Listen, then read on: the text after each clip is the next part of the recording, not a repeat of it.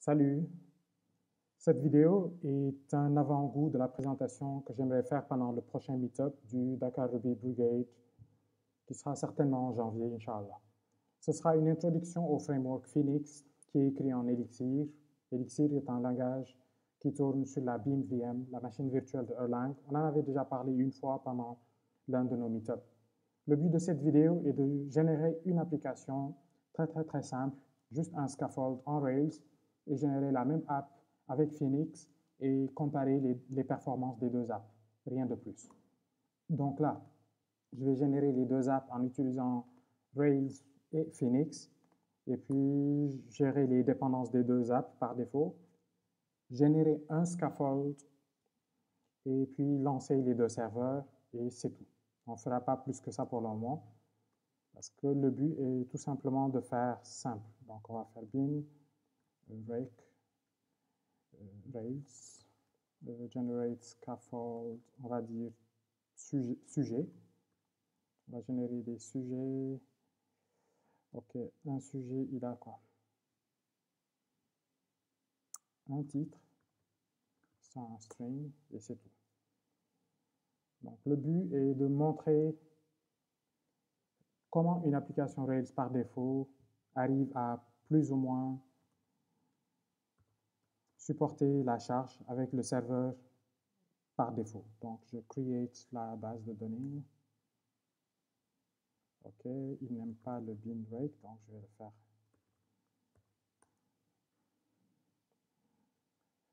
Ok, donc database created. Donc là, je vais migrate mon schéma et avoir une base de données qui plus ou moins tourne. Donc la bin Rails server. Ok, de l'autre côté, c'est un peu plus lent parce qu'il fait du npm install pour toutes les dépendances CSS et JavaScript. Donc là, notre application Rails, elle est plus ou moins up. On peut aller voir sur le navigateur. Donc, yeah, ça marche. On doit aller sur sujet. Sujet, un seul S au début suffit. Et puis là, on sait que notre application Rails, elle tourne. Donc, on va retourner en ligne de commande et espérer que npm aura fini. Donc, en attendant que npm finisse, on va juste lancer un AB Apache Bench et lancer 1000 requêtes avec une concurrency de 5, donc 50. Donc, on lance 50 requêtes en même temps pour au total avoir un total de 1000. Donc, on va voir ce que ça va donner. Donc là, on voit que le serveur Rails est en train de bosser. Donc, on retourne là. OK, be patient. On va attendre. Donc, le temps que ce test finisse, nous, on va plus ou moins faire ce qu'on nous demande. Donc, et là, c'est l'application Phoenix que je vais voir. Et je vais faire Phoenix. Enfin, je vais générer aussi un scaffold dans Phoenix. Donc, ce sera phoenix.gen.html. C'est leur façon à eux de dire que... Enfin, leur scaffold, ils l'ont appelé comme ça. Donc, je donne le nom du modèle, puis le nom de la table, et je dis, OK, titre, string. Ça, c'est tout ce que j'aurai pour le moment. Et donc, OK, 200 requêtes finies. Le temps que nous, on compile notre application Phoenix. Et OK, bientôt fini tout ça.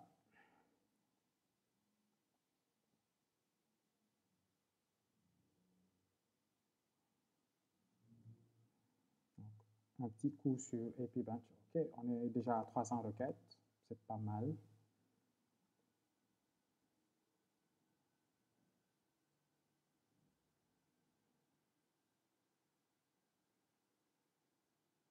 OK, cool.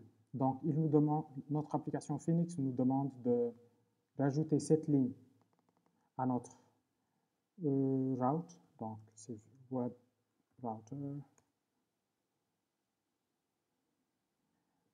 Pour ceux qui sont habitués à Rails, Phoenix n'est pas très différent. Il a juste une manière assez spéciale à lui de faire les choses. Donc, on a rajouté la ressource comme il nous a demandé. Maintenant, on fait un mix ecto.create create pour créer la base de données.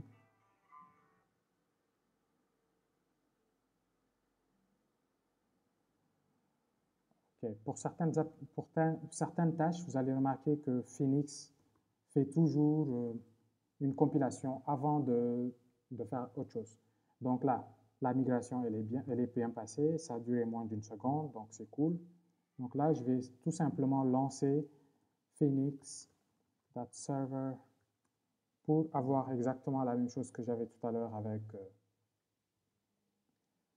Rails. Donc, il me dit que mon application tourne sur le port 4000 et là, on est à 600 requêtes. Donc, je vais quand même faire, ok, je vais faire le 127 000. Yay, mon application Phoenix, elle est là. Donc, je vais sur la route sujet et hop, je sais là au moins que mon application marche.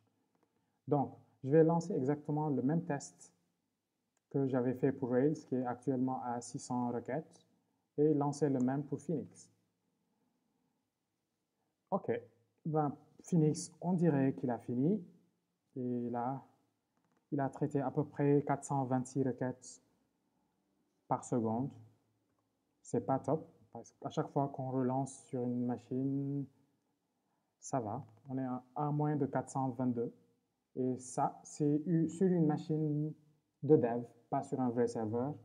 Rails est toujours à 700. Ah ouais, il vient de passer à 800.